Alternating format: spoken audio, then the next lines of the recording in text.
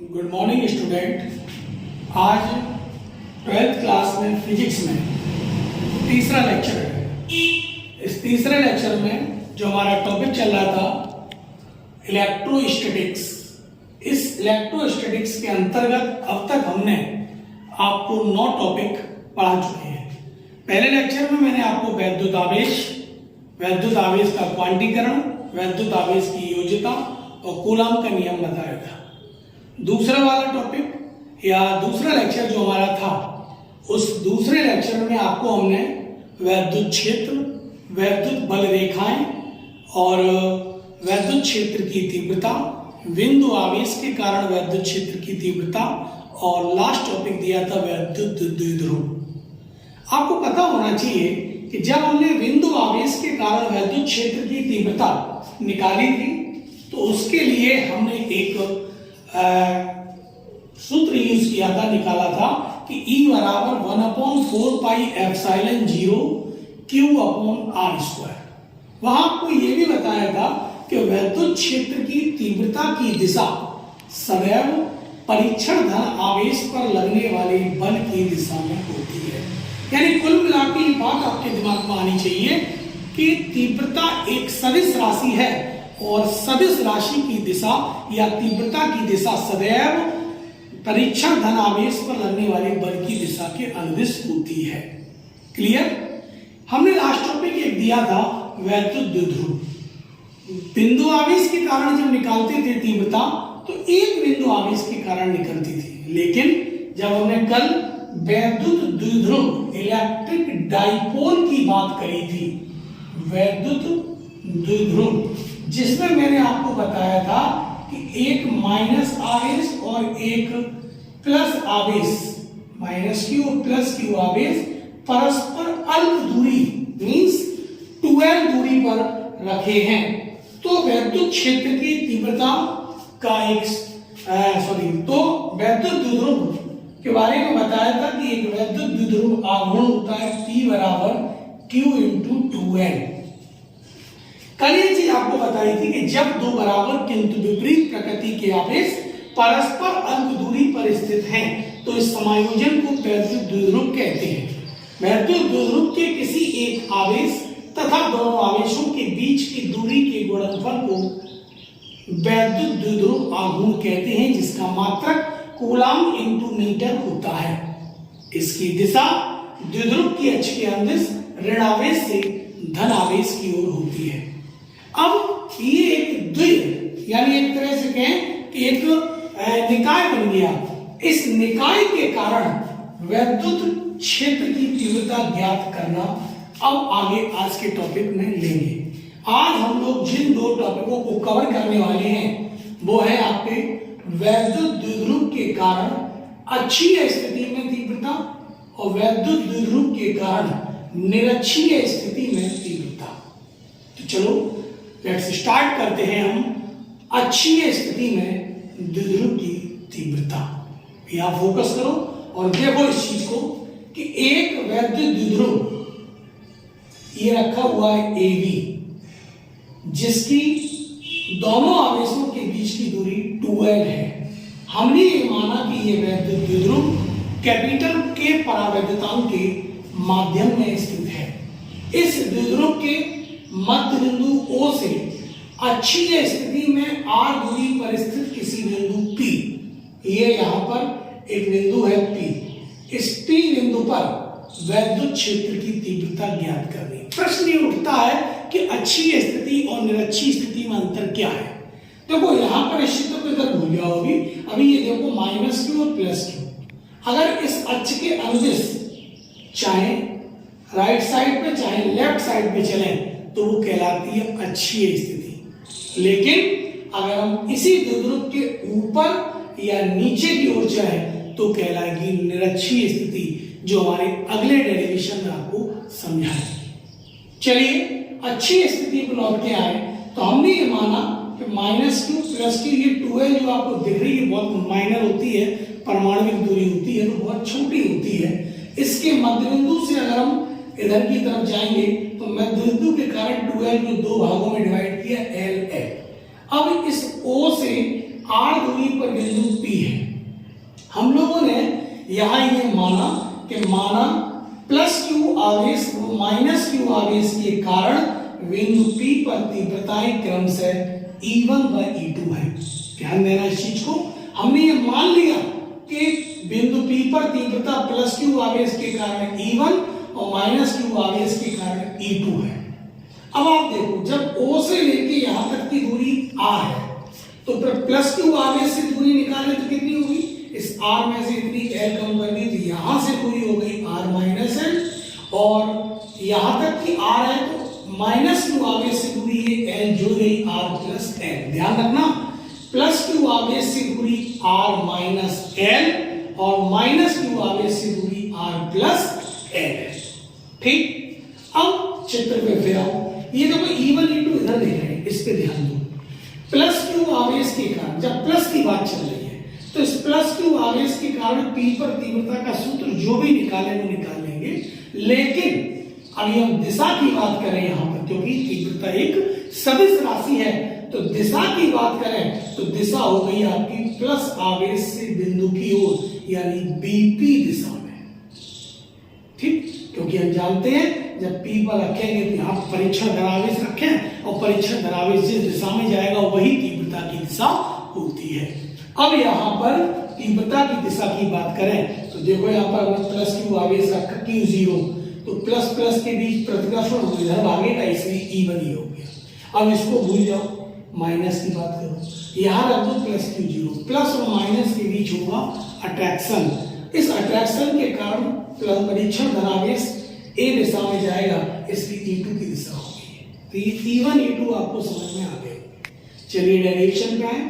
Plus Q आवेश के कारण, ये बात वो आ गई जो हमने आपको कल बताई थी कि बिंदु आवेश के कारण तीव्रता का सूत्र होता है E बराबर 1/4πε0 के Q बटे R स्क्वायर। वहां दूरी होती थी R, और यहाँ पर प्लस क्यू आवेश के कारण दूरी है यहां से R माइनस L। तो प्लस क्यू आवेश के कारण तीव्रता हो गई 1/4πε0 के Q अपॉन, वहां दूरी होती थी R स्क्वायर, यहां दूरी है R माइनस L, तो होगी R माइनस L का स्क्वायर। माइनस क्यू आवेश के कारण तीव्रता निकालो तो E2 बराबर 1/4πε0 के Q upon R plus L का स्क्वायर, क्योंकि माइनस क्यू आवेश की दूरी अब R प्लस L है। या ये मत समझना कि तीव्रता के क्षेत्र में प्लस आवेश है तो प्लस रख दो, माइनस आवेश है तो माइनस, नहीं, तीव्रता में आवेश का चिन्ह नहीं आता है। ये अच्छी तरह से याद रखना, सदिश राशियों में राशि का चिन्ह नहीं आता, राशि की दिशा आती है। क्लियर? अब इस जगह पर और यहां पे कुछ चित्र में E1 E2 दोनों विपरीत दिशा में है। 11वीं क्लास में वेक्टर एनालिसिस में पढ़ा कि जब तो वेक्टर परस्पर विपरीत दिशा में होते हैं तो उनका परिणामी उनके अंतर के बराबर होता है, और जब वेक्टर एक ही दिशा में होते हैं तो उनका परिणामी उनके योग के बराबर होता है। यहाँ E1 E2 विपरीत दिशा में है तो हम लिखेंगे चूंकि E1 व E2 परस्पर विपरीत है, अतः परिणामी तीव्रता E बराबर E1 माइनस E2। यह ध्यान रखना कि हम लोग E2 माइनस E1 नहीं कर सकते हैं, लेकिन यहाँ क्यों नहीं किया? क्योंकि यहाँ E1 अधिक है, E2 कम है। Q बटे 4πε0 के कॉमन है, दोनों में डिपेंड कर रहा है इस पर, ये कम तो ये अधिक। इनवर्सली प्रोपोर्शनल का यही मतलब होता है कि अगर राशि ये कम है तो ऊपर की राशि अधिक होगी, इसलिए R minus L R plus L में R माइनस L कम है, इसलिए यहां से ये अधिक। तो हमने E1 माइनस E2 किया। E बराबर मान रखा 1/4πε0 के Q upon R minus L का होल स्क्वायर माइनस 1/4πε0 के Q बटे R प्लस L का स्क्वायर। जरा आप देखो इसमें से Q अपॉन 4πε0 के कॉमन आ रहा है। अब इस चीज को यहां देखो, फोकस करो। हमने इस जगह पर देखा कि Q अपॉन कॉमन आ रहा है तो Q अपॉन 4πε0 के कॉमन लिया, बचा 1/R माइनस L का square minus 1/R plus L का स्क्वायर। हमने यहाँ पर एलसीएम लिया, R माइनस L का स्क्वायर R प्लस L का स्क्वायर, ये कटा तो ये आ गया R प्लस L का square minus R minus L का स्क्वायर। अब देखो ये कैलकुलेशन है और कैलकुलेशन करना आप सबको आना चाहिए, इसलिए ध्यान दो। पहले हमने Q अपॉन 4πε0 के रख दिया और इसका स्क्वायर बोला तो a प्लस d का स्क्वायर होता है, उसी तरह से R square plus L square plus 2lr minus इसका करेंगे तो R square plus L square minus 2lr होनी चाहिए, लेकिन माइनस के अंदर मल्टीप्लाई हुआ तो minus R square minus L square plus 2lr, नीचे आर माइनस एल का स्क्वायर आर प्लस एल का स्क्वायर। हमने इसको क्या किया, इस पे ध्यान देना, हमने इसको क्या किया आर माइनस एल और आर प्लस एल, ठीक है, इसको ऐसे मान लिया और ये हो गया वर्गांतर यानी R square minus L square और इसके ऊपर स्क्वायर है, तो यही राशि हमने यहां लिख दी R square minus L square का होल स्क्वायर। ये बात समझ में आ गई। अब यहां पर देखो जब हमने इसको ओपन किया था देखो इसमें आर स्क्वायर प्लस माइनस के ये कट रहे हैं, एल स्क्वायर प्लस माइनस के ये कट रहे हैं, तो जुड़ के हो गए 2lr 4lr ई बराबर 1/4 पाई एप्सिलॉन 0 के 4lr को हमने दो भाग कर दिए, 4l में से 2l इसके साथ कर दिया 2r भाग कर दिया, मल्टीपल करो लौट के यही आएगा। ऐसा क्यों किया, क्योंकि q into 2l एक वैद्युत द्विध्रुव आघूर्ण है, जो मैं लास्ट में बताया था। वैद्युत द्विध्रुव आघूर्ण क्या बताया था कि द्विध्रुव के किसी एक आवेश तथा दोनों आवेशों के बीच की दूरी के गुणनफल को या अल्प गुणनफल को हमने कहा था वैद्युत द्विध्रुव आघूर्ण। तो इस हिसाब से ये आपका हो गया q into 2l वैद्युत द्विध्रुव आघूर्ण p, तो E बराबर 1/4 पाई एप्सिलॉन 0 के 2pr बटे r square minus l square का होल स्क्वायर। ये देखो L आपको क्या बताया था कि L बहुत सूक्ष्म मान है, परमाणु दूरी है, तो L बहुत सूक्ष्म है, तो आप ये मान लेना कि R is very very greater than L, R का मान बहुत अधिक है L से, तो इसका वर्ग तो और भी अधिक होगा, या हम ये कह दें L स्क्वायर का मान और भी कम होगा, और अत्यंत कम मान को नगण्य मानते हुए हम छोड़ दें तो R स्क्वायर के स्क्वायर यानी यहाँ पे रहा 4। अब हम एक काम करें, इस R से ये 4 काटा 3 टाइम्स, तो हमारे पास बचा E बराबर 1/4 पाई एप्सिलॉन 0 के 2p/r3। ये कब आया, जब दोनों आवेशों के बीच, या हम ये कहें कि ये वैद्युत द्विध्रुव एक कैपिटल के परावैद्युतांक के माध्यम में रखा है। यही कैपिटल के अगर निर्वात या वायु में होता तो k बराबर 1 हो जाता, E बराबर 1/4 पाई एप्सिलॉन 0 2p बटे r3 निकल के आता। यहाँ पर E परिणामी वैद्युत क्षेत्र है और E चूंकि एक सदिश राशि है, इसलिए आपको ये पता होना चाहिए कि इस परिणामी E की दिशा क्या होगी। तो यहाँ पर देखो जब E1 में से E2 घटा है तो भाग बचा E1 का, और E1 की दिशा है ये दिशा क्या कही जाएगी, द्विध्रुव की अक्ष के अनुदिश, अक्ष के अनुदिश है ये दिशा है, यानी माइनस आवेश से प्लस आवेश, ध्यान देना दिशा, द्विध्रुव की अक्ष के अनुदिश ऋण आवेश से धन आवेश की ओर परिणामी वैद्युत क्षेत्र की दिशा होती है। इस तरीके से ये पूरा डेरिवेशन अक्षीय स्थिति का समाप्त होता है। समझ, हमारा सेकंड टॉपिक था आज का वैद्युत द्विध्रुव के कारण निरक्षीय स्थिति में तीव्रता। अक्षीय स्थिति में हम लोग लेफ्ट या राइट में चले थे, और निरक्षीय स्थिति में मैंने आपको बताया था अप या डाउन में चले। तो हम यहाँ पर देखो एक -q प्लस q आवेश से बना एक वैद्युत द्विध्रुव कैपिटल के परावैद्युतांक में स्थित है। कैपिटल के परावैद्युतांक के माध्यम में स्थित द्विध्रुव के +q और -q आवेश के बीच की दूरी 2l है, तो ये l और ये l। द्विध्रुव के मध्यबिंदु O से निरक्षीय स्थिति, इसका मतलब ही हो गया ऊपर या नीचे जाना, r दूरी पर स्थित किसी बिंदु P पर वैद्युत क्षेत्र की तीव्रता ज्ञात करनी है। अब देखिएगा ये दूरी L और ये दूरी R, तो इस वाले त्रिभुज में पाइथागोरस प्रमेय लगाएं तो ये विकर्ण आपका हो जाएगा √r² प्लस l², कर्ण जो हो गया आपका, ठीक है, ये लंब ये आधार ये कर्ण, क्लियर। अब यहां पर देखो हम लोग एक काम करते हैं, ये वाला कोण थीटा मान लेते हैं, ये भुजा और ये भुजा बराबर है, ये कोण भी थीटा है, क्लियर। अब देखो माना +q और -q आवेश के कारण बिंदु P पर तीव्रताएं क्रमशः E1 और E2 है, तो सूत्र वही होगा होगा प्लस क्यू आवेश के कारण तीव्रता E1 बराबर 1/4πε0 के क्यू बटे आर स्क्वायर होता है। लेकिन यहाँ पर प्लस क्यू आवेश से बिंदु P की दूरी √r square plus L square है।